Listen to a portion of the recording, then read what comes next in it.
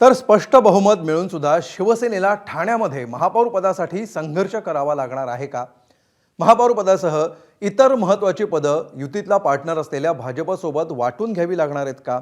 हे सगळे प्रश्न जन्माला घातलेत ठाण्याचे निवडणूक प्रभारी निरंजन डावखरेंनी केलेल्या दाव्यामुळे आणि त्यांच्या फोटोसह ठाण्यात झळकणाऱ्या बॅनरमुळे। ठाण्यामध्ये महापौर पदावरून युतीतच कसं राजकारण रंगलं याचा आढावा घेणारा राजकीय शोलेचा हा स्पेशल रिपोर्ट। निकालानंतर मुंबईत महापालिकेतला सर्वात मोठा पक्ष ठरलाय भाजप।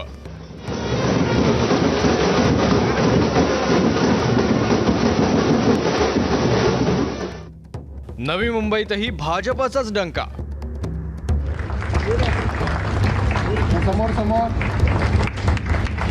भारत माता की भारत माता की। कल्याण, डोंबिवली आणि उल्हासनगरमध्येही भाजपची शिवसेनेच्या तोडीस तोड कामगिरी।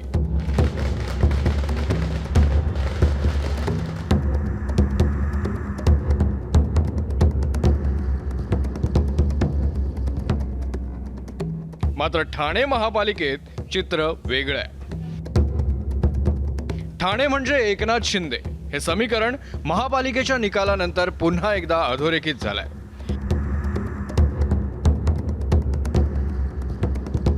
पंच्याहत्तर जागांसह शिवसेनेकडे स्पष्ट बहुमत आहे। आकड्यांचा खेळ जिंकलेल्या शिवसेनेला ठाण्यात 5 वर्षांसाठी आपला महापौर बसवणं तसं काही अवघड नाही, पण राजकारण हे आकड्यांच्या खेळाच्याही पलीकडे असतं आणि याचीच प्रचिती ही शिवसेनेचा बालेकिल्ला असलेल्या ठाण्यात येते। ठाण्यात सेना आणि भाजप हे युतीमध्ये लढले। जागा वाटप असो किंवा निकालानंतर जिंकलेल्या जागा असोत, यामध्ये शिवसेनाच थोरली ठरली आहे। पण पुढील 5 वर्षांसाठी ठाणे महानगरपालिकेवर शिवसेनेचाच महापौर असेल असं एकनाथ शिंदेंचे नेते देखील कॉन्फिडेंटली सांगू शकत नाहीत, कारण महापौर पदासह स्टँडिंग कमिटी आणि सभागृह नेते पदावर देखील भाजपने ठोकलेला दावा। भाजप नेते आणि ठाणे जिल्ह्याचे निवडणूक प्रभारी निरंजन डावखरेंनी महापौर पदावर दावा करताना कोणता युक्तिवाद केलाय तुम्हीच ऐका। निश्चितपणे जर आम्हाला जो आमच्या निर्धारनाम्यामध्ये दिलेले शब्द आहेत ती जर पूर्ण करायचे असेल तर महानगरपालिकेमध्ये महत्त्वाची जी पदं आहेत ती गरजेची आहेत। मग ते महापौर असेल, सभागृह नेता असेल, स्टँडिंग कमिटी असेल, या सगळ्या गोष्टींमध्ये त्याचबरोबर वेगवेगळ्या समित्या आहेत, याच्यामध्ये महत्त्वाचा रोल जर नसेल तर दिलेले शब्द आणि जो रोडमॅप आम्ही ठाण्याच्या विकासासाठी प्लॅन केलेला आहे त्याच्यामध्ये कुठेतरी अडचण येऊ शकते।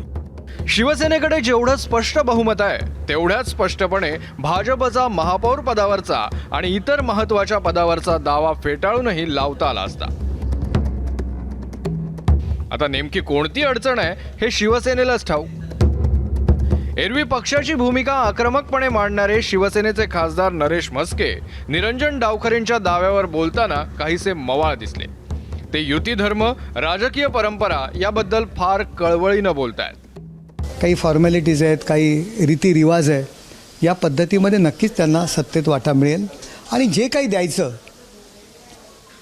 सगळीच पदं जरी द्यायची म्हटली तरीसुद्धा तो निर्णय माननीय एकनाथ शिंदे साहेबांनी देवेंद्रजी घेतील। त्यामुळे यावर प्रतिक्रिया देणं किंवा यावर काही भावना व्यक्त करणं मला योग्य वाटत नाही। शेवटी नेत्यांचा निर्णय हा आम्हाला बंधनकारक आहे। महापौर पदाचं पुराण आणखी काही पुढे नेण्याआधी एक नजर ठाणे महापालिकेतल्या निकालावर देखील टाकूया। ठाणे महापालिकेतला बहुमताचा आकडा आहे 66। शिवसेनेनं 79 जागा लढल्या, त्यापैकी 75 जिंकल्या। शिवसेनेचा स्ट्राईक रेट आहे 95%। दुसरीकडे भाजपनं 40 जागा लढल्या आणि त्यापैकी 28 जागा जिंकल्या, स्ट्राईक रेट आहे 70%। ही झाली निकालाची आकडेमोड। मात्र निरंजन डावखरेंनी वेगळीच आकडेमोड केली आहे आणि त्यांच्या मते भाजपचा ठाण्यातला स्ट्राईक रेट आहे 100%। आता कसा ते गणित त्यांच्याकडूनच समजून घेऊया। आम्ही 40 जागा ज्या युतीमध्ये आमच्या वाटेला आल्या त्याच्यामधल्या 7 जागा या मुंब्रेच्या होत्या, त्याच्यामध्ये 3 जागा राबोडीतल्या होत्या आणि मुस्लिम बहुल मतदारसंघ जे आहे त्याचं जर आपण गणित बाजूला ठेवलं तर 28 जागा ज्या विनिंगच्या आहेत त्याच्यामध्ये 100% स्ट्राईक रेट हा भारतीय जनता पार्टीने मेंटेन केलेला आहे। ठाण्यात भाजपला वाढवली अशा आशयाचे बॅनर ठाण्यात ठिकठिकाणी झळकतायत। 28 जागा जिंकणाऱ्या भाजपनं हे बॅनर स्वतःच्या 70% यशाचं सेलिब्रेशन करण्यासाठी लावले की 95% स्ट्राईक रेट असलेल्या शिवसेनेला डिवचण्यासाठी याची ठाण्यात जोरदार चर्चा आहे. इकडे कोणालाही डिवचण्याची आमची मानसिकता नाही, कोणालाही त्या तिकडे टोकण्याचं आमचं काम नाही आहे. आम्हाला आमच्या भारतीय जनता पार्टीच्या कार्यकर्त्याच्या जीवावर जे यश भेटलेलं आहे ते भारतीय जनता पार्टीच्या कार्यकर्त्याला क्रेडिट देण्यासाठी हा बॅनर आहे. भारतीय जनता पक्ष हा ठाण्यामध्ये 23 जागा होत्या, त्यांच्या 28 झालेल्या आहेत. आता वडवलीमध्ये सुद्धा 1 जागा त्यांची निवडून आलेली आहे आणि शीळमध्ये सुद्धा 1 जागा निवडून आलेली आहे. आमचे 2 नगरसेवक शीळमध्ये निवडून आलेले. यापूर्वी दिवा आणि शीळ भागात भारतीय जनता पार्टीचा कधीही नगरसेवक नव्हता. आत्तापर्यंत वडवली ओवळा ह्या भागात कधीही भारतीय जनता पार्टीचा नगरसेवक नव्हता. त्यामुळे तो त्यांचा आनंद आहे आणि तो जर आनंद व्यक्त करत असेल तर आम्ही त्याच्यावरती ऑब्जेक्शन घेण्याची गरज काय. आणि ज्या अर्थी शिवसेना भाजपच्या दाव्यावर संयमी भूमिका घेत आहे त्या अर्थी भाजप शिवसेना युतीमध्ये ठाण्याचा राजकीय तह म्हणून वापर होण्याची शक्यता नाकारता येत नाही. हितेश पांचाळसह अक्षय भाटकर, एबीपी माझा, ठाणे.